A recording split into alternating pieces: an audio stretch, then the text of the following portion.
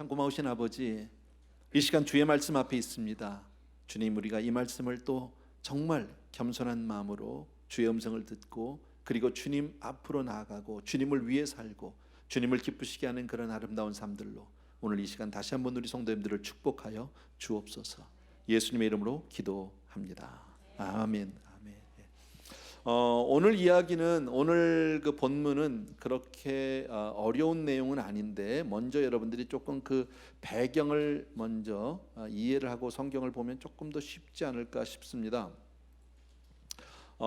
에베소에서 일어난 일입니다. 우리가 아는 대로 지난번 우리 그 본문을 보게 되면 바울이 에베소에 갔을 때 어떤 예수를 믿는다고 하는 자칭 제자들을 만나게 되죠, 여러분. 근데 바울이 딱 보니까 이 사람들이 예수를 믿는 제자라고 하는데 어째 조금 그 믿음이 의심스러웠든지 바울이 이렇게 묻죠. 너희가 믿을 때 성령을 받았니? 라고 물었습니다. 했더니 성령이 뭐죠? 들은 적이 없는데 그게 뭐예요? 그래서 이제 바울이 그들에게 복음을 전하게 되죠. 다시 복음을 전하고 그리고 그들과 함께 기도할 때 그들에게 성령이 임하고 방언도 하고 예언도 하더라. 이런 이제 사건이 났습니다. 그리고 나서 그 여세를 몰아서 바울이 회당에 가서 이제 유대인들과 또 이방인들과 막 복음을 전하게 되는데 막 반대하는 사람들이, 항상 핍박자들이 있으니까요. 근데 이번에는 두란노 서원에 가서 거기서부터 2년 동안 이제 복음을 전하기 시작하고 가르치기 시작하고 제자 훈련을 하게 되는데 많은 사람들이 거기서 은혜를 받고 그 복음의 소문이 그 주변 일대에 나기 시작을 합니다. 또 거기에 더해서 바울을 통해서 하나님의 많은 능력들이 나타나기 시작을 했어요. 그래서 귀신 들린 자들이 쫓겨나게 되고 귀신이 나가게 되고 또 병든 자가 낫게 되고 더 이제 복음이 힘을 얻고 흥왕했더라. 그게 이제 20절까지의 이야기입니다. 그리고 이제 그 이후인데 오늘의 내용은 크게 보면 한 2가지에서 3가지 정도 여러분들이 기억하시면 돼요. 2가지 정도만 기억하시면 되겠네요. 그로 인해서 이제 막 복음이 일어나니까, 복음이 막 흥왕하게 되고 많은 예수 믿는 사람이 생기니까 그때 에베소는 뭐가 유명했냐면 아주 우상을 섬기는 게 굉장히 성행했던 곳이래요. 아데미 여신을 섬겼대요. 근데 그 아데미 여신의 작은 신상들을 만들어 파는 사람들, 우리 식으로 말한다면 불상을 만드는 파는 사람이겠죠.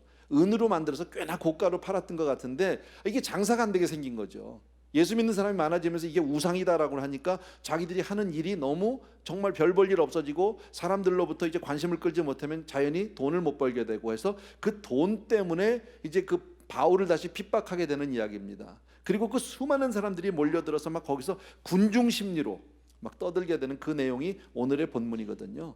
그러니까 그런 정도의 배경을 가지고 오늘 같이 말씀을 잠깐 보겠습니다. 21절과 22절 2절을 우리 같이 한번 읽읍시다. 우리 21절과 22절 같이 읽습니다. 시작. 이 일이 있은 후에 바울이 마게도냐와 아가야를 거쳐 예루살렘에 가기로 작정하여 이르되 내가 거기 갔다가 후에 로마도 보아야 하리라 하고 자기를 돕는 사람 중에서 디모데와 에라스도 2사람을 마게도냐로 보내고 자기는 아시아에 얼마 동안 더 있으니라 그랬습니다. 여기서 여러분들이 조금 관심을 가져야 될 부분은 바로 뭐냐면 후에 로마도 보아야 하리라 하는 그 구절입니다. 다시 말씀드리면 이 일이 있은 후에 이랬죠. 에베소에서 아까 일어났던 그 많은 일들, 그 부흥의 역사들, 정말 지금 에베소 일대가 막 변하고 수없이 많은 사람들이 지금 이제 복음으로 돌아오고 많은 이런 일들, 주의 말씀이 힘을 얻는 그 일이 있은 후에 바울은 사실 이렇게 한참 잘 되면요 사람들은 거기에 안주하고 싶어 하거든요. 그게 일반적이잖아요. 내가 예를 들어서 뭐가 잘 됐다, 비즈니스가 잘 된다 그러면 대부분 거기서 더 누리고 싶어 하는데 바울은 오늘 뭐라고 얘기합니까? 예루살렘에 갔다가 후에 내가 로마도 보아야 되겠다. 여기서 본다는 것은 가서 관광하겠다 그런 뜻은 아닙니다. 로마는 요즘 말로 하면 뉴욕 같은 곳이라고 생각할 수 있겠죠. 그죠? 과거 그 당시의 문화와 문명의 정치, 교육 모든 것의 중심지입니다. 많은 사람들이 가보고 싶어하는 것, 관광 차원에서도 그렇고 또 교육적인 면에서도 그렇고 어떤 면 세상적인 성공을 꿈꾸는 사람들은 꼭 로마를 한번 가봐야 되겠다 이런 마음이겠지만 바울이 지금 로마를 가겠다는 것은 전혀 다른 얘기죠. 바울이 가고자 하는 건 뭡니까? 바로 복음을 전하기 위해서 거기를 가겠다는 거죠. 다른 이유는 없어요. 근데 우리는 이 바울의 열정을 다 알거든요. 일정을 다 그의 그 걸음을 아는데 바울이 나중에 로마에 가긴 가는데 어떤 몸으로 갑니까? 죄수가 돼서 갑니다. 감옥에 갇힙니다. 가서요. 자, 이쯤 되면 바울이 그 로마를 가기 위해서 얼마나 많이 여러 번 시도했고 애를 썼는지는 성경을 통해서 잘 알아요. 예를 든다면 로마서 1장의 13절 이하에 보게 되면 바울이 내가 너희에게 여러 번 가고자 했는데 길이 열리지 않아서 못 가고 있다, 그렇게 얘기합니다. 그러니까 바울이 로마를 가려고 그렇게 애를 썼어요. 그런데 빌립보서 1장을 보게 되면 빌립보서는 로마 감옥에서 쓴 옥중서신입니다. 근데 로마 감옥에서 바울이 무슨 얘기를 하냐면 내가 이렇게 감옥에 들어와서 붙잡혀서 지금 묶여 있는데 너무 감사하다 그럽니다. 너무 기쁘다. 왜 그러냐면 내가 감옥에 들어옴으로 인해서 바깥에 있는 성도님들이 나 대신 복음을 너무 열심히 전하고 있다. 또 하나는 어떤 사람들은 내가 감옥에 들어오니까 이제 바울의 시대는 끝났다, 그러니까 우리가 이 일을 해야 된다고, 또 다른 사람들은 나를 반대해서 복음을 전한다. 그러니까 내가 감옥에 들어오고 났더니 나를 위해서 복음을 전하는 그룹이 한 그룹, 나를 반대해서 복음을 전하는 그룹이 또 한 그룹에서 두 그룹이 지금 복음을 전하니까 복음의 입장에서는 확산 아니냐, 더 잘 되는 거 아니냐, 이래가지고 기뻐하고, 더 나가서는 나는 지금 감옥에 갇혀 있는데 하루에 3교대로 이거 나를 지키는 사람들이, 군인들이 와가지고 계속 나한테 오니까 나는 앉아서 지금 전도하고 있다, 할렐루야다, 이렇게 얘기를 한단 말이지. 여러분, 이것을 통해서 우리가 조금 생각해 볼 게 있어요. 제가 지금 이 말씀을 열심히 하는 이유가 있어요. 자, 우리도 분명히 기도하거든요. 우리의 앞날을 놓고 기도하고 계획을 놓고 인생을 놓고 기대합니다. 그런데 기도하면서 내가 계획이 있고 생각이 있어요. 내가 원하는 대로 이 일이 잘 풀려나가면 할렐루야 감사하다고 영광을 돌리지만, 만약에 바울처럼 이렇게 감옥에 갇힌다, 죄수의 몸으로 간다면 대부분의 사람들은 여기서 낙심하고 좌절하게 됩니다. 조금 더 나가면 실망하고, 더 나가서는 원망할 수도 있죠. 그죠? 근데 바울은 그런 모습이 전혀 없다라는 거예요. 여기서 제가 하나 배우고 싶은 게 있어요. 바로 뭐냐면, 여러분, 기도하고 되어진 일은 설사 내 생각대로 내 뜻대로 되어지지 않아도 감사해야 한다라는 거예요. 아멘. 우리도 기도하는데 내 뜻대로 안 될 수 있어요. 그러나 기도하고 한 일은 결국 합력해서 선을 이루게 될 줄로 믿습니다. 이것을 믿자는 거죠. 또 한 가지, 아까도 얘기했지만 바울은 지금 계속해서 지금 에베소에서 이렇게 잘 되면 웬만한 사람 같은 거기 안주하고 싶을 터인데, 여기가 아니라 지금 나는 로마까지 가겠다고 사람을 먼저 보내고 자기는 기다리고 있는 모습, 또 로마서 15장을 보게 되면 23절인가요? 그 이하에 보게 되면 바울이 서바나로 가려고 합니다. 로마에서 멈추지 않고요. 그러니까 이제 스페인까지 가겠다는 거죠. 이게 어찌 보면 사도행전 전체는 사도행전 1장 8절에 다 걸려 있어요. 오직 성령이 임하시면 너희가 권능을 받고 예루살렘과 온 유대와 사마리아와 땅끝까지 이르러 내 증인이 되리라. 우리 이 말씀 너무 잘 알잖아요. 그러니까 성령의 사람은 멈추지 않는다는 거예요. 로마에서 만족할 수 없고 에베소에서 만족하지 않고 로마에서 만족하지 않고 서바나가 아니라 거기서 더 미국으로, 한국으로, 중국으로까지 계속 가겠다는 이런 열정이 있다라는 거죠. 여러분, 우리가 신앙생활 하다 보면 때로 이런 열정을 가지고 멈추지 않고 달려나가다가 언젠가 모르게 나도 이제 이만하면 됐지, 나도 할 만큼 했지, 혹시 이런 생각이 든다면 이건 성령의 마음은 아닌 거예요. 내가 성령 충만을 잃어버린 거예요. 이건 분명히 우리가 알아야 합니다. 바울을 보십시오. 멈추지 않는다는 거죠. 나의 달려갈 길을 다 마친 후에 내가 여태까지 잡은 것으로 여기지 않냐고 앞에 있는 영원한 표들에서 달려나가겠다. 이것이 바울의 고백 아닙니까? 이것이 바로 성령의 사람이요 성령의 마음이다. 믿으시면 아멘. 저는 대만에 있는 동안에 제가 뉴스를 통해서 우리 정말 이민 교계의 큰 어르신인 임동선 목사님이 하나님 품에 앉으셨다라는 그 기사를 보게 됐습니다. 근데 그 기사 밑에 제가 얼마 전에 그 스케줄을 아는데 목사님이 불과 한 달도 안 됐어요. 몇 주 전에 남미 4개국을 다녀오셨습니다. 또 우리가 얼마 전에 갔던 페루에도 갔다 오셨습니다. 93세셨어요. 여러분, 93살은 어디 비행기 타고 갈 수 있는 연세가 아닙니다. 그런데 그 연세가 되시기까지, 저는 사실 임 목사님하고는 이렇게 개인적으로는 전혀 친분이 없습니다.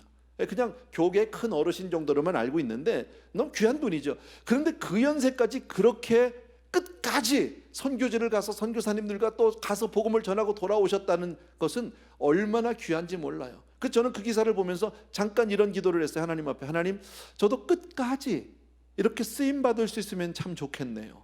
이런 열정이 저에게 식지 않았으면 좋겠네요. 나도 이제 이만하면 됐다라고 하고 주저앉지 않게 주님 붙들어 주세요라는 기도를 잠깐 했습니다. 근데 오늘 성경을 보니까 바울이 바로 그런 것이 아니냐. 한마디로 얘기하면 성령의 사람은 멈출 수 없다라는 거죠. 지난번에 여러분 우리 김광신 목사님 오셔서 보셨잖아요. 잘 걷지도 못하시고 이 앉고 일어서는 것도 혼자 못하시는 그 어르신이 오늘도 복음의 현장을, 복음을 위해서 당신의 몸을 드리고 있고 그리고 달려나가고 있는 그 모습은 정녕 이건 사람의 힘은 아닌 거예요. 보통 인간의 마음이라면, 사람의 마음이라면 그 연세 되면 이제 이만하면 집에서 쉬어야 되는 거죠. 그죠? 집에서 그냥 가만히 그저 하루하루를 그저 연명하고 계셔야 되는데 아니라는 거죠. 여러분, 땅끝까지 증인이 될 수밖에 없는 성령의 능력이 우리를 붙잡히게 되길 간절히 바랍니다. 예, 정말 우리에게 항상 never enough 하는 그런 마음이 있어야 한다라는, 이만하면 됐다가 아니라 아직도 멀었다, 이제까지 내가 한 거 다 앞으로 정말 주를 향해서 앞으로 달려나가는 그런 소망의 사람, 미래의 사람, 기대의 사람이 되길 주의 이름으로 축원합니다. 아멘. 자, 이렇게 지금 복음이 많이 흥황을 하고 에베소에서 지금 막 예수 믿는 사람들의 부음이 일어날 때 23절 이하를 보십시오. 어쩌면 오늘 우리가 생각해야 되는 가장 핵심인지도 모르겠습니다. 23절부터 27절인데 저하고 한 절씩 같이 교독하겠습니다. 제가 먼저 시작합니다. 그때쯤 되어서 이 도로, 예수 믿는 거죠, 그 기독교로 말미암아 적지 않은 소동이 있었으니, 즉 데메드리오라 하는 어떤 은장색이 은으로 아데미의 신상 모형을 만들어 직공들에게 적지 않은 벌이를 하게 하더니, 그가 그 직공들과 그러한 영업하는 자들을 모아 이르되, 여러분도 알거니와 우리의 풍족한 생활이 이 생업에 있는데, 이 바울이 에베소 전 아시아를 통하여 수많은 사람을 권유하여 말하되, 사람의 손으로 만든 것들은 신이 아니라 하니 이는 그대들도 보고 다 같이 읽습니다. 우리의 이 영업이 천하여질 위협이 있을 뿐 아니라 큰 여신 아데미의 신전도 무시당하게 되고 온 아시아와 천하가 위하는 그의 위엄도 떨어질까 하노라 하더라 그랬습니다. 예. 자, 특별히 26절을 보시면요, 예, 사람의 손으로 만든 것들은 신이 아니라 하니 이는 그대들도 보고 들은 것이라 우리의 영업이 천하여질 위협이 있을 뿐더러, 이런 얘기를 하죠. 지금 이렇게 아데미 신의 어떤 그 모형을 만들어서 작은 주물을 만들어서 은으로 만들어 파는 이런 사람들, 그 중에서 아마 수장격이 되는 데메드리오라고 하는 사람이 자기들 동업자들을 다 모아놓고 지금 선동을 하기 시작을 하는 겁니다. 그래서 지금 이 소요를 일으키기 시작을 하게 됩니다. 여러분, 우린 여기서 우상에 대해서 잠깐 생각해 보지 않을 수가 없는 것이, 많은 사람들이 우상을 섬기는 이유는 아주 쉽게 얘기하면, 한마디로 얘기하면 돈 때문입니다. 자기 자신의 어떤 물질적인 이익을 위해서지 결코 우상 자체가 신이기 때문이 아니다라는 겁니다. 데메드리오가 오늘 들었죠? 예. 정말 사람의 손으로 만든 것은 신이 아니다, 신이 될 수 없다, 알아요. 근데 그게 자기의 생계예요. 지금 이 사람이 왜 여기서 지금 소요를 일으키게 됩니까? 무엇 때문입니까? 자기들이 이익을 얻지 못하게 될까 봐입니다. 비즈니스가 안 될까 봐입니다. 우리가 사도행전 16장을 보면서, 여러분 빌립보 지방을 갔을 때 저 많은 여종을 여러분 기억하실 겁니다. 귀신 들려서 저 많은 여종이 있는데 바울이 그 아이를 보면서 너무 정말 안타까운 마음이 있어서 귀신을 쫓아줬어요. 한 자매가, 한 여인이 귀신으로부터 노임을 받았다는 것은 너무나 감사한 일입니다. 축하할 일입니다. 고마운 일입니다. 그런데 그 주인의 입장에서 보니까 귀신이 빠져나가니까 저 많은 여종이 점이 안 되는 거예요. 비즈니스가 안 돼, 영업이 끝났어. 화가 났어요. 그것 때문에 바울과 실라를 고소하게 되고 바울과 실라가 그래서 감옥에 들어가게 되는 사건이 사도행전 16장에 나오죠. 무엇 때문입니까? 돈 때문입니다. 결국은요. 예. 그러니까 지금 여기서 이 돈이라는 문제, 이 물질이라는 게 얼마나 무서운지 모른다라는 거죠. 예. 알아요. 알기는요. 사람의 손으로 만든 것 신이 아니다, 알아요. 예. 그런데 우리의 영업이 천하게 된다 그러다 보면 우리가 지금 불이익을 당한다, 우리가 지금 비즈니스가 안 된다, 그 얘기죠. 그러니까 한마디로 얘기하면 데메드리오나 이 지금 은장색 여기 있는 많은 사람들은 한마디로 뭡니까? 돈 때문에 하나님의 은혜를 발길로 차버린 사람들입니다. 성경에 나온 대표적인 사람이 누굽니까? 가룟 유다 아니에요?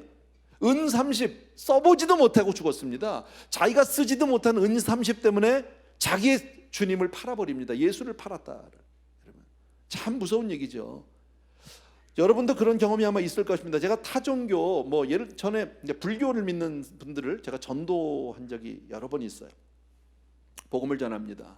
그리고 정말 이 종교의 허구성에 대해서 얘기하고 나서 정말 진리가 무엇인지, 왜 우리가 구원을 받아야 되는지, 영생이 무엇인지, 예수를 왜 믿어야 되는지를 쭉 설명을 합니다. 그러면 그 다 듣고 나서 이해가 돼요. 이분이 알았다고. 그럼 이제 우리 같이 기도하고 오늘부터 이제 교회 가자고 얘기하면 안 가요. 멈칫합니다. 그럼 왜 안 가냐고 물어보면요, 개종을 하면, 종교를 바꾸면 집이 망한다는데, 아이가 다친다는데 두려움이 있는 거예요. 진리를 알아요. 들었는데. 그런데 그로 인해서 내가 손해를 볼까봐, 어떤 불이익을 당할까. 여러분, 잠깐의 육신적인 어떤 불이익이 혹시 생긴다고 할지라도 그것 때문에 영생을 놓칠 수는 없는 거죠. 나의 영혼을 버릴 수는 없는데 못 버립니다. 그래서 못 따라오는 사람 참 많이 봤습니다. 여러분, 이 우상이라는 게 그렇게 무서운 거예요. 사실 우상에 대해서 여기서 우리가 물어보면 다 알아요. 모르는 사람 없는데, 실제로 내가 정말 그 일에 주인공이 되면 참 벗어나기 어려운 게 우상이다라는 거예요. 요즘에 가장 큰 우상, 오늘 여기 지금 본문에도 나온 돈 문제죠. 사실은요, 돈을 버느냐 못 버느냐, 돈이 우상인데 돈이 뭐냐? 사실 돈은 땀 흘려서 얻은 열매입니다. 그잖아요. 신성한 노동의 대가입니다. 그러니까 참 귀한 거예요. 소중한 거예요. 그리고 또 행복한 삶을 위해서 돈은 필수예요. 돈 없으면 고생하죠. 돈 있어야죠. 돈은 삶을 위한 귀한 수단인 것은 맞는데, 문제는 돈을 사랑하게 되면 상황은 완전히 달라진다는 거예요. 그래서 성경에서 뭐라고 그래요? 돈을 사랑함이 일만하게 뿌리라고 얘기하는 거예요. 돈이 일만하게 뿌리가 아닙니다. 돈은 선도 아니고 악도 아닙니다. 근데 돈을 사랑하는 게 문제죠. 여러분, 사람은 돈을 지배해야 하는데 돈의 지배를 당하는 경우가 참 많다라는 거예요. 정확한 예는 아닐지 모르겠지만, 여러분, 벌이 꿀을 좋아해요. 그건 다 당연한 거예요. 그죠? 자연스러운 거예요. 벌이 꿀을 좋아하죠. 꽃에 가서 꿀을 빨죠. 그런데 꿀을 너무 좋아해서 꿀통에 빠지면요, 그때부터는 벌은 죽을 고생을 하다 죽어야 합니다. 못 나옵니다. 거기서. 어쩌면 돈이라는 게 그런 거죠. 꼭 필요한 거죠. 우리의 삶을 위해서 있어야 하는 것이지만 거기에 빠져버리면 그 다음에는 죽고 만다라는 거죠. 사람이요, 돈에 눈이 멀면 못할 짓이 없습니다. 좀 오래된 얘기지만 여러분 아마 기억하는 분들도 꽤 있을 겁니다. 한국에 고려 한약이라고 하는 큰 기업이 있습니다. 거기 사장님 박순태 씨의 장남입니다. 박한상이라고 하는 한 아이의 이야기입니다. 아이가 그렇게 열심히 공부를 잘하고 이랬던 애 같진 않아요. 한국에서 공부가 잘 안 되니까 미국 유학을 보냈는데, 제대로 된 학교를 온 것이 아니라 그냥 어학 연수를 온 겁니다. LA로 왔습니다. 공부도 안 했답니다. 학원도 제대로 다니지 않았습니다. 그러다가 삐뚤어진 못된 송아지 엉덩이 뿔난다고 그런 거 있잖아요. 그죠? 그죠? 술 마시고, 마약하고, 도박하고, 그러다 도박하다 돈 많이 잃어버렸어요. 부모에게서 학비로 받은 돈 갖다 다 날리고 그렇게 했대요. 우리가 다 상상할 수 있는 겁니다. 그러다가 이 아이가 급기야 어디까지 가는지 아십니까? 돈에 눈이 확 멀어버리니까 자기 부모만 죽으면 모든 수백억 대의 재산이 내게 되는 거예요. 그래서 아이가 한국으로 들어갑니다. 집으로 가서 어느 날 자기 아버지 어머니를 칼로 찔러 죽이고 집에다 불을 질러 버렸습니다. 결국 잡혔죠. 유명한 사건입니다. 꽤 오래된 사건이긴 한데 저는 기억합니다. 공교롭게도 그저께인가요? 10월 6일 날 인터넷에 나왔던 조선일보 기사 가운데 이런 게 아주 이 탑 스토리로 위에 나왔는데, 한 여자가 자기 남자친구하고 짰어요. 그리고 옛 남자친구예요. 옛도 오래전도 아니에요. 얼마 전에 만났던 남자인가 봐요. 그렇고 그런 사람들인데, 그 남자를 속여서 생명보험을 들게 하고 태국으로 보내서 청부살인을 해서 죽였습니다. 보험금 타려고. 그 잡혔죠. 23살밖에 안 난 아이들입니다. 여러분, 눈이 머니까 생명이 생명으로 보이지 않는 거예요. 이 돈이라는 게 이렇게 무섭다라는 거죠. 왜 사람들이 이렇게 돈을 좋아할까요? 사실 우리도 마찬가지. 돈 싫은 사람이 어디 있어요? 안 그래요? 제가 가끔 그런 얘기해요. 돈을 묵상을 해보라니까. 눈을 감고 돈을 묵상해봐. 왠지 모르게 기분이 좋아.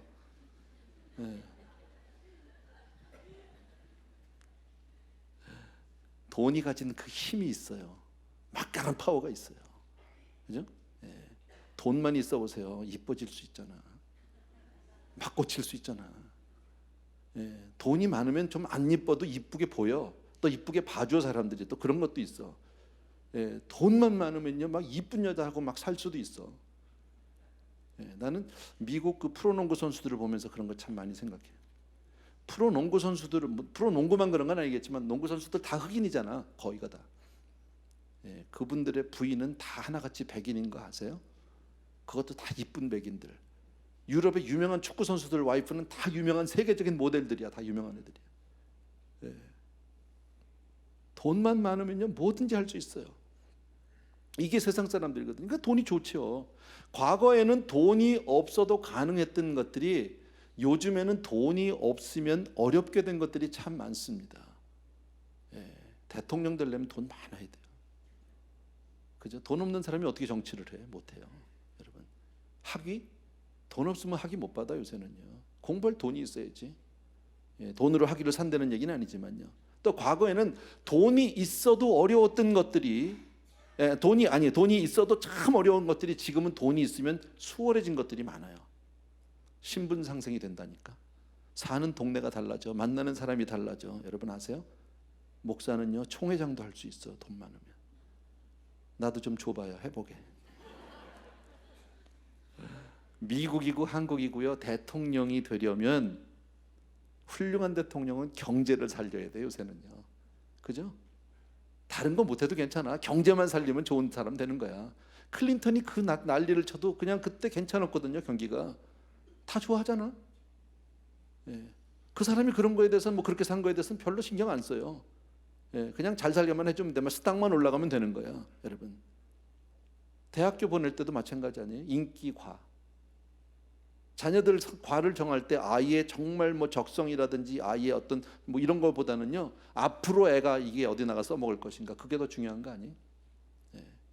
저 학교 다닐 때는요 상대, 법대, 뭐 의대 뭐 이런 거였었어요. 요즘에는요 의대도 별 볼 일, 상대 별 볼 일 없어. 요새 MBA 해가지고 나오면 잡 잡기도 어려워. 솔직히 요새는요. 요새는 컴퓨터 해야 돼 무조건. 세상이 이렇게 달라졌어요. 돈 때문에 모든 것이 가치가 달라진다라는 거죠. 근데 잘 생각해 보십시오. 하늘나라를 지배하는 가치는 의와 평강과 사랑입니다. 아시죠? 세상은요 돈과 쾌락입니다. 근데 나는 어느 걸 쫓아가고 있느냐는 거지. 우리가 예수를 믿는 저와 여러분이 쫓아가고 있는 게 뭡니까? 여러분 생각해 볼 문제 아니에요? 그런데 성경이 뭐라고 말씀합니까? 우리가 다 돈 좋아해요. 그런데 돈을 사랑하면 그때부터 고통, 말도 못하게 고통을 받게 된다라고 성경이 우리에게 말씀합니다. 돈을 사랑함이 일만하게 뿌리고 돈을 사랑하기 때문에 악을 저지르게 된다라는 것이 성경의 결론입니다. 몇 가지 제가 예를 들어 드릴 테니까 잘 들어보십시오. 첫 번째, 돈을 사랑하면 가장 큰 게 뭐냐면 하나님 나라에 들어가기가 어렵다라는 거예요. 돈 사랑하면. 여러분 다 아세요 이거요. 낙타가 바늘구멍으로 들어가는 것이 부자가 하나님 나라 들어가는 것보다 쉽다 그랬습니다. 여러분 부자가 되면 여기서 부자라는 것, 성경이 말하는 부자는 돈 많은 사람을 부자라고 얘기하지 않아요. 돈의 지배를 당하는 사람이 부자죠. 무슨 말씀인지 아시겠어요? 아무리 많아도 그 선한 물질을 가지고 하나님을 위해서 사용하는 사람이라면 그는 부자가 아닙니다. 근데 돈에 지배를 당하고 돈에 집착하는 사람이 바로 부자인데, 그런 부자는 하나님 나라 들어간다는 것이 낙타가 바늘구멍 들어가는 것보다 훨씬 어렵다라고 얘기합니다. 여러분 성경에도 나오죠. 재물이 많아서 주님을 따르지 못했던 젊은 부자관은 기억하세요? 젊은 부자관원이 와서 뭐라고 얘기합니까? 선한 선생이여, 내가 무엇을 해야 영생을 얻을 수 있습니까? 라고 물어봤습니다. 주님에게 물어봤던 질문들, 뭐 부모를 공경하라, 뭐하라, 그런 건 내가 어려서부터 다 했어요. 다 잘 지켰어요. 쉽게 말하면 겉으로 보기엔 아주 모범적인 사람이고 모범적인 신앙인입니다. 자기 스스로도 독실한 신자라는 자부심을 가지고 있는 사람입니다. 이 사람은요. 근데 주님이 뭐라고 말씀하셔요? 한 가지, 그게 전곡을 찔렀죠. 한 가지 부족한 거 있다. 너 그 많은 재물을, 물질을 팔아서 가난한 사람 나눠주고 그리고 나를 따르라 그랬더니 재물이 심이 많은 거로 근심하며 떠났대. 그 얘기는 한마디로 이 사람은 지금 뭘 섬기고 있는 겁니까? 말로는 하나님을 찾고 있는데 실제로 자기 삶의 중심은 돈이라고 하는 만몬을, 돈신을 쫓아가고 있는 사람이다라는 것을 알 수 있다라는 거죠. 일반적으로 돈이 많은 사람이 돈이 우상을 삼을 수 있지만 꼭 그렇지만은 않습니다. 없는 사람도 돈을 우상 삼은 사람이 참 많다라는 겁니다. 예. 돈이 많거나 적거나에 관계없이 돈이 내 삶을 지배하고 내 마음을 지배하고 있으면 영생을 얻기는 매우 어렵다라는 거예요. 잘 생각해 보세요, 여러분. 자, 영생이 뭐예요? 영생은 내 삶과 내 마음이 예수님을 주인 삼는 게 영생이에요. 아멘입니까, 여러분? 맞죠? 예수님을 주인 삼는 게 바로 영생인데, 예수님 자리에 돈이 확 들어가 있으면 주님이 안 계세요. 교회 와서 앉아 있는데 돈이 앉아 있으면 주님은 내 중심에 계시지가 않아요. 내 마음에. 그러면 그 사람은 영생을 얻을 수는 없는 거죠, 여러분. 두 번째로, 돈을 사랑하면 하나님을 잊어버리기가 참 쉽다라는 거죠. 하나님을 잊어버리는 위험에 빠지기가 너무너무 쉽다. 예, 신명기 8장에 보면 모세가 이스라엘 백성에게 이 얘기를 합니다. 가나안에 들어가기 바로 직전입니다. 너희들 내 말 잘 들어라. 너희들이 앞으로 가나안에 들어가서 정착하고 거기서 너희들이 열매를 얻기 시작하면 너희들이 풍요해질 터인데 그때 하나님을 잊으면 안 된다라는 거, 절대 안 된다라고 수십 번 얘기합니다. 이게 성경에 신명기에서 모세가 그들에게 아주 경고하는 내용입니다. 근데 실제로 가나안에 들어간 이후에 이스라엘 백성이 하나님을 멀리하기 시작하고 우상을 섬깁니다. 여러분, 한국 역사를, 짧은 기독교 역사를 보더라도 한국 사람들이 언제 예수를 제일 잘 믿었습니까? 6.25 전쟁 이후예요. 1950년, 60년대, 70년대까지예요, 여러분. 정말 아무것도 없어도 가만히 깔아놓고 천막 쳐놓고 들어가서 예배하고 찬송하고 그랬어요. 사람들이 거기에 몰려들었어요. 그리고 정말 동네 야산마다, 그냥 산마다 가서 소나무 뿌리를 붙잡고 기도구를 파가면서 거기서 기도했던 민족이 한국 민족입니다. 힘드니까, 어려우니까, 매달릴 데가 없으니까, 의지할 데가 없으니까 하나님만 부르짖던 민족이 바로 한국 민족인데, 요즘에 한국 가보세요. 기도원이 없어. 기도원이 있긴 있어, 안 모여서 그렇죠. 왕년에 기도원의 이름들은 있어요. 근데 기도원이, 지금 예배드리는 기도원이 별로 없어요. 왜? 이제는 그런 데는 안 가. 호텔, 리조트 뭐 이런 거야 전부. 이제는요, 옛날 같은 고생하고 싶지 않다라는 거죠.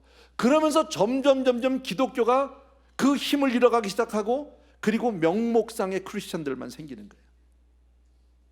그냥 이건 신앙이 아니에요. 하나의 교양이에요, 교양. 이게 얼마나 무서운 얘기입니까, 여러분? 이스라엘 민족이 하나님으로 말미암아 출애굽을 했고 하나님의 선택한 선민인 그들이 바알을 섬긴다? 이거 상상할 수 없는 일이잖아요. 차라리 하나님을 안 믿고 좀 덜 신앙생활을 좀 게을리했다 보다는 바알을 섬긴다는 건 정말 이해할 수 없는 일인데 바알을 섬겼거든요, 가나안에 들어가서. 왜 그랬을까요? 바알이 어떤 신입니까? 풍요의 신이에요. 바알을 섬기면 장사가 잘 돼. 바알을 섬기면 애들이 건강해져. 그러니까 그 섬기는 거예요, 여러분. 돈을 사랑하다 보니까 하나님을 잊어버려요. 세 번째로, 돈을 사랑하면 가증스러운 예배를 드립니다. 아주 가증스러운 예배. 예. 돈을 사랑하다 보니까 예배 자체가 위선이 돼버립니다. 선지자 이사야가 이런 얘기를 합니다. 이사야 때 그런 일이 있었어요. 사람들이 돈을 버는데 정직하지 않은 방법으로 벌어요. 더럽게 벌어요. 그리고 재물을 많이 드리면 하나님이 기뻐한다고 착각하고 있어요. 여러분, 우리도 그런 모습이 없다고 말 못하거든요, 여러분. 신앙이 좋으면 부자가 돼야 돼요. 그죠? 헌금이 많이 나오면 좋은 교회, 성공한 교회예요. 헌금 많이 드리는 교인이 좋은 교인이에요. 이게 맞습니까? 그렇지 않거든요, 여러분. 뭐 그렇다면 헌금 안 드리는 사람이 좋은 사람이, 그건 더 아니에요. 네, 그건 더 아니에요, 정말로. 제가 가끔 말씀드리잖아요. 복음이 가난한 자에게 복음이 전파된다 그러면요, 예, 왠지, 그러니까 뭐 부자가 천국에 들어가는 것이, 아까 그 얘기, 부자가 천국 들어가는 게 약다가 뭐 바늘기 들어가면 또 어렵다. 그러면 막 가난한 사람이 위로받아. 이건 말도 안 돼요. 그 부자가 그 많은 재산을 가지고도 천국 들어가는 게 그렇게 어렵다면요, 가난한 사람은 명함도 못 내미는 거, 시작도 못 해보는 거예요. 이거는요, 위로받을 대목이 아니야, 그거는. 제 말 이해되세요? 예, 뭐 이해 안 돼도 할 수 없지만 별로 중요한 내용은 아니에요. 하나님 앞에 예배를 드리는데 그렇게 가증스러운 예배, 와서 크게 뭘 하고 그냥 와서 뭐 재물을 많이 드리고 헌금을 많이 그러고 나면 예배 드렸다라고 생각, 그건 천만에. 예. 하나님은 그런 예배를 아주 역겹게 여기신다는. 예. 이번에 중국 가서 그 대만에서 그 얘기를 들었습니다. 한 성도님이 선교사님에게 이런 고민을 상담을 했대요. 그분은 대륙에 계시는 분인데, 사시는 분인데, 제 장소는 잊어버렸어요. 어느 곳인데 비즈니스를 하시는데, 그 동네가, 자기가 공장이 있는 그 동네가 뭘로 유명하냐면 짝퉁 만드는 데로 유명한데. 예. 근데 오다가 수백만 불짜리 오다가 계속 들어오는 거예요. 근데 이분 얘기는 나는 짝퉁을 만드는 거는 아니고 레이블은 자기가 안 붙인다는 거야. 그리고 자기가 직접 파는 게 아니야. 나는 그냥 가방 만들어 달라고 해서 가방만 만들어 주는 거지. 알아, 다 알긴. 이게 어디로 나가고 뭐에 팔리는지 짝퉁으로 나가 다 알아. 아는데 나는 짝퉁 레벨을 안 붙여. 내가 직접 파는 것도 아니야. 근데 이게 오다가 수백만 불짜리야. 예. 고민이 안 됐으면 선교사님한테 왔겠어요? 선교사님한테 와서 고민을 하면서 얘기를 하대. 그러면서 내가 이렇게 이 돈을 가지고 해서 주의 일을 많이 하고 싶다. 예. 선교사님이 뭐라고 그랬겠어요?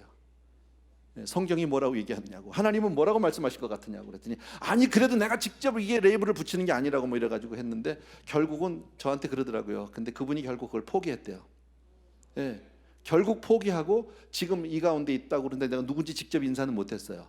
예, 그리고 나서 그 공장을 다 문을 닫고, 그리고 작게 간의 수공업으로 다시 왔는데 수입은 예전에 비해서 훨씬 적지만 아주 편하게 신앙생활 잘하고 있다고 그런 얘기를 하시더라고요.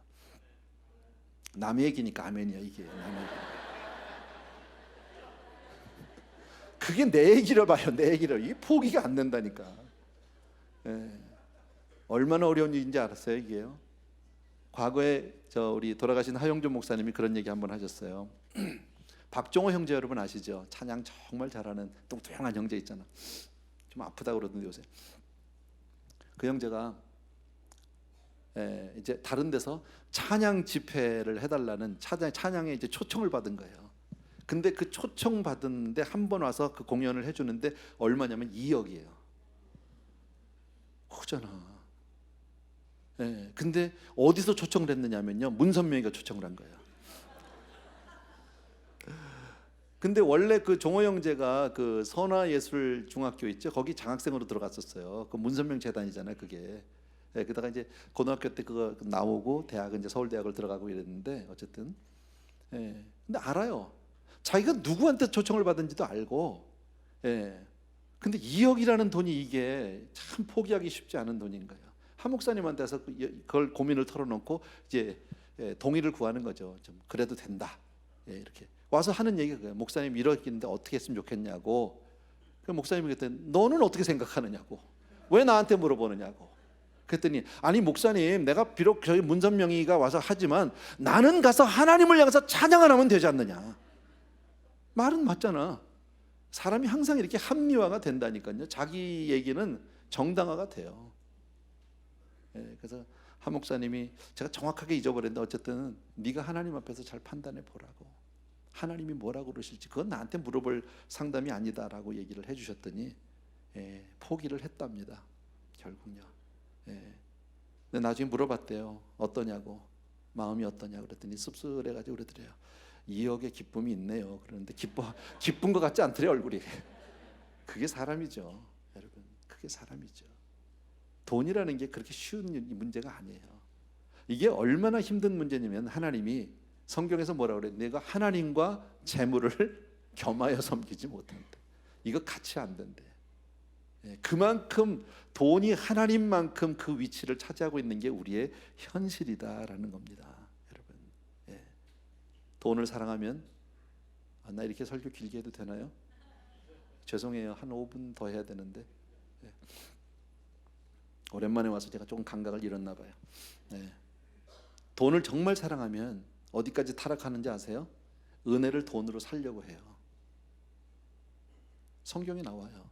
아나니아 삽비라. 여러분, 아나니아 삽비라를 우습게 보시면 안 돼요. 우리 가운데 재산 절반 팔아서 바치려고 했던 사람이 있어? 없어요. 우린 거기까지 가지도 못했어요. 근데 이 사람은 재산 절반을 내놓지만 은혜를 사고 싶었어요. 사도행전 8장에 나오는 마술사 시몬은 어땠습니까? 돈으로 살려고 그랬죠. 은혜를요. 여기까지도 가요, 사람이요. 한 가지만 더 얘기할까요? 돈을 사랑하면 심각한 착각에 빠집니다. 생명도 돈으로 살 수 있다고 착각합니다. 누가복음 12장에 나오는 부자 얘기입니다. 비즈니스 잘했어요. 모자라 창고 크게 넓히고 증축하고 다 갖다 재워놓고 내년에 가서 내가 먹고 마시고 쉬어보자. 하나님이 뭐라요? 첫 마디가 Hey you fool 그거예요. 너 이 어리석은 자야. 내가 오늘 밤에 내 영혼을 취하면 그거 다 누구 거니? 사람들이요, 돈에 대해서 이렇게 우리는 어리석어요, 여러분. 마틴 루터가 종교개혁을 하게 될 때 그 이유가 뭐예요? 카톨릭의 면죄부의 정면 선전포고 아니에요? 면죄부라는 거.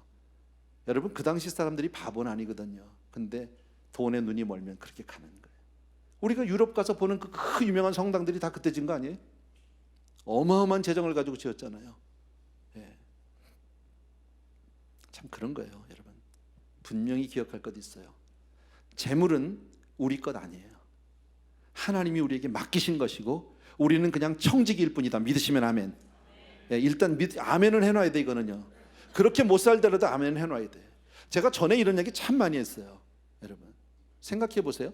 대부분의 사람들이요, 돈이 막 벌려서 내가 소유가 소득이 많아지면 굉장히 좋아합니다.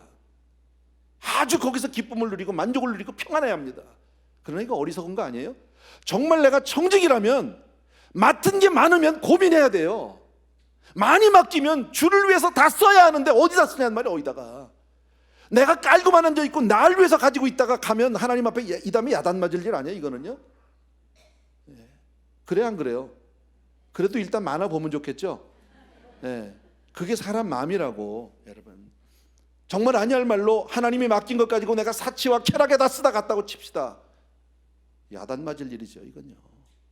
정말 야단 맞을 일이죠. 내가 그거 하라고 준 게 아닌데. 한 가지 주제만 더 잠깐 살펴보고 마칠게요.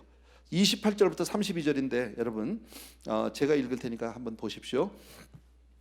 그들이 이 말을 듣고 분노가 가득하여 외쳐 이르되 크다 에베소 사람의 아데미요. 지금 데메드리오라고 하는 사람이 막 이거 지금 안 된다. 바울이 지금 우리를 이렇게 형편없이 만들고 우리 비즈니스 다 망하게 생겼다 그랬더니 와 아데미 막 신이 크다고 지금 하는 겁니다. 온 시내가 요란하여 바울과 같이 다니는 마게도냐 사람 가이오와 아리스다고를 붙들어서 일제 연극장으로 달려 들어간지라. 바울은 못 잡고 대신 바울하고 같이 다녔던 두 사람, 두 사람 잡아가지고 연극장인데 지금으로 말하면 컨벤션 센터입니다. 기록에 의하면 이 당시에 이 연극장이 약 2만 5천 명이 들어갔대요. 거기 들어가서 또 바울이 백성 가운데로 들어가고자 하는데 제자들 바울이 막 내가 들어가겠다니까 안 된다고, 선생님 안 된다고 말려서 못 들어간 거죠. 31절 또 아시아 관리 31절에 또 아시아 관리 중에 바울의 친구된 어떤 이들이 그에게 통지하여 연극장에 들어가지 말라 권하더라. 들어가면 잘못하면 뭐 큰일 날 수 있으니까 봉변당하니까요. 사람들이 외쳐 어떤 이는 이런 말을 어떤 이는 저런 말을 하니 모인 무리가 분란하여, 중요한 단어예요. 여기서부터 태반이나 어찌하여 모였는지 알지 못하더라. 제가 군중 심리를 얘기하려고 지금 이 말씀을 드린 겁니다. 사람들이 많이 모이면 흥분하기 시작합니다. 정말 자기들이 곧 세상을 뒤집어 엎을 것 같고 다 자기들이 영웅이 된 것 같은 착각 속에 빠집니다. 그런데 32절을 보니까 거의 대부분의 사람들이 왜 모였는지를 몰라. 왜 사는지를 몰라. 여러분 불신자들의 공통적인 특징이 바로 무지함입니다. 하나님이 없는 사람이 뭐예요? 어리석은 자는 하나님, 그 마음에 하나님이 없다 하도다 그랬잖아요. 무지한 거예요. 에베소서 4장의 말씀을 잠깐 좀 보여주십시오. 에베소서 4장 17절 이하에 있는 말씀. 오케이. 제가 읽을 테니까 여러분 눈으로 같이 읽어주시면 됩니다. 그러므로 내가 이것을 말하며 주 안에서 증언하노니 이제부터 너희는 이방인이, 믿지 않는 사람을 얘기하는 거죠, 그 마음에 허망한 것으로 행함같이 행하지 말라. 자, 이방인의 마음은 어떻다? 허망하다라는 단어를 기억하십시오. 18절 그들의 총명이 어두워지고 그들 가운데 있는 무지함과 그들의 마음이 굳어짐으로 말미암아 하나님의 생명에서 떠나 있도다. 19절 그들이 감각 없는 자가 되어 자신을 방탕에 방행하여 모든 더러운 것을 욕심으로 행하되 오직 너희는 그리스도를 그같이 배우지 아니하였느니라. 여기까지만 봅시다. 예, 자, 허망하다라는 말이 나옵니다. 허망하다는 말은 헛되다와 망령되다라는 두 단어의 합성어입니다. 예, 한마디로 얘기하면 헛되다는 게 뭐예요? 목적이 없다, 목표가 없다라는 겁니다. 쉽게 말하면 세상에 많은 사람들이 다 바빠요. 다 안 바쁜 사람 없고 다 힘들게 살아요. 근데 왜 바빠요? 뭘 위해서 바빠요? 인생의 목적이 뭐예요? 몰라요. 그냥 바빠요. 여러분, 아무 목적이 없이 하루하루 살아가는 사람이 거의 대부분이다라는 겁니다. 세상이 또 그렇게 만들잖아요. 요즘에 우리 주변에 보면 우리 많아요. 뭐 운동 선수들, 뭐 연예인들, 뭐 많지요. 뭐 저도 운동 좋아하는데 여러분, 운동 경기, 뭐 야구 경기, 뭐 선수들 줄줄 외잖아. 우리 뭐 연봉이 얼마를 받고 계약을 몇 년을 했는데 뭐 제가 금년에 뭐 타율이 얼마고 뭐 쭉 하잖아. 그죠? 뭐 연예인 나오면 뭐 제가 한 편에 영화 얼마를 받고 뭐 시청률이 몇 퍼센트가 나왔니? 근데 가만히 따져보면 그게 나하고 무슨 상관이냐고. 그래 안 그래요? 여러분, 운동선수가 뭐 타율이 얼마가 나와서 홈런을 친들 내가 박수를 치고 난리를 치면 나한테 무슨 커피 한 잔을 사줍니까? 땡큐 노트가 하나 옵니까? 아무 상관없는 거예요. 어느 날 나는 운동 경기를 보다가 축구를 막 보다가 내가 그런 마음이 딱 들다. 저들끼리 노는데 왜 내가 좋아해? 저들 놀면서 돈 버는 일에 한국 연예 TV가 딱 그렇잖아요. 뭐 그런 연예 프로그램들 많잖아. 무슨 뭐죠? 무한도전 또 뭐 있어 무슨 러닝맨 뭐 그런 잘 보지는 않는데 내가 안 보는 이유가 하나 있어요. 그게 왜 안 보느냐면 저들끼리 노는 거 보는 거 아니야. 걔네들 노는 거 아니야. 걔네들이라서 미안한데 그죠? 연예인들 몇 사람이 나가서 저들끼리 막 찍고 까불고 놀고 있는데 왜 우리는 그거 보면서 돈 내야 돼? 직업 중엔 괜찮은 직업이에요. 할 수 있으면 그거 괜찮겠어. 그잖아요. 예. 이렇게 목적이 없다라는 거예요. 한국 사람들 특히요 군중 심리에 잘 휩싸입니다. 정말 잘 휩싸입니다. 여러분, 남들이 한마디 하면 그냥 떠들고 과거에 우리 다 경험했잖아요. 무슨 미국 소가 뭐 어떠니 고기가 어쩌니 저쩌니 뭐 우리 다 먹으면 죽는 줄 알았잖아. 그 한국에서는 우린 다 먹고 앉았는데 몇 년 전만 해도 그랬어요. 여러분, 한국 가보세요. 여러분 다 가보시니까 알지만 가면 얼마나 닭집이 많아. 자전요. 예, 닭. 자전 한국은 닭공화국 같아. 닭. 그러니까 어느 사람이 하나 닭집을 차렸더니 너도 닭, 나도 닭, 너도 닭, 다 닭이야. 과거에 요즘에 좀 없어. 이번에 보니까 제가 지하철을 타 보니까 좀 없더라고요. 한 몇 년 전만 해도 한국에서 지하철을 딱 타면요 다 등산복 입은 거 아세요? 다 등산복에 신었는데 보니까요 다 알프스 장비야. 장비는요 다 들었어. 근데 가는 건 도봉산. 웃기는 거지. 왜 그걸 입어야 되는지도 몰라. 그냥 옆집 사람 입으면 나도 입어야 되고 안 입으면 뭐 자존심 상해하고 이렇다라는 거. 제가 말씀드리고 싶은 것은 그걸 비난하고자 하는 게 아닙니다. 자, 우리는 예수 믿는 사람이다. 믿는 사람은 예수 안에서 우리는 영원한 목표를 발견하고 그것을 위해서 내 삶을 드리는 사람이다. 믿으시면 아멘. 이게 우리죠, 여러분. 세상이 아무리 이래도 우리는 분명한 목표, 영원한 표대를 향해서 우리의 삶을 날마다 드리고 하나님을 위해서 살아야 될 줄로 믿습니다. 아멘. 그러니까 바울은 가는 데마다 핍박을 당하든 불이익을 당하든 손해를 보든 무슨 일을 당해도 아랑곳하지 않아요. 왜? 내 목적만 이루면 되니까. 죄수면 어때? 감옥이면 어때? 로마 가서 복음 전하면 되는데 오히려 복음은 더 잘 전해지는데. 여러분, 이러한 영원한 목적을 가지고 사는 저와 여러분 되길 주의 이름으로 축원합니다. 아멘. 기도하겠습니다. 사랑하는 아버지, 정말 우리에게 지혜를 주시길 간절히 소원합니다. 아버지, 우리에게 영혼을 주셨고 부활의 생명과 천국의 소망을 주신 주님 찬양합니다. 사랑하는 성도님들과 함께 오늘 말씀을 통해서 정말 세상 사람처럼 허망한 삶을 살지 않게 도와주시기 원하고 주를 위해서 내 삶을 온전히 드리며 하나님 앞에 지혜로운 삶을 살 수 있도록 우리 성도님들 한 분 한 분을 축복하여 주시옵소서. 예수님의 이름으로 기도합니다. 아멘. 자리에서 다 일어나셔서 나의 영원하신 기업 생명보다 귀하다 우리 1절만 드리고 마지막 축도하고 끝내겠습니다. 나의 영원하신 기업 생명보다 귀하다. 나의 갈 길 다가도록 나와 동행하소서. 주께로 가까이 주께로 가오니 나의 갈 길 다가도록 나와도 행하소서. 아멘. 참 고마우신 주님, 오늘도 우리 귀한 성도님들에게 또 한 번 우리의 삶에 정말 현실을 보여주심을 진심으로 감사하고 바른 길로 우리를 인도해 주시니 진심으로 감사합니다. 귀한 성도님들, 오늘 말씀을 통해서 각자 마음에 깨달은 바와 정한 바가 있는데 이 말씀대로 우리의 삶을 드리게 하시고 주를 위해 사는 아름다운 삶들로 축복하여 주옵소서.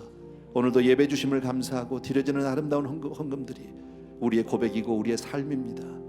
우리의 눈물이고 땀입니다. 주님, 우리 사랑하는 성도님들의 삶을 기억하시고 받아 주옵소서. 이제는 우리 주 예수 그리스도의 은혜와 하나님 아버지의 극진하신 그 사랑하심과 성령님의 오늘도 기름 부어 축복해 주시는 놀라운 은총이 이 자리에 있는 모든 사랑하는 성도님들을 위해 이제로부터 영원토록 함께 계실지어다. 아멘.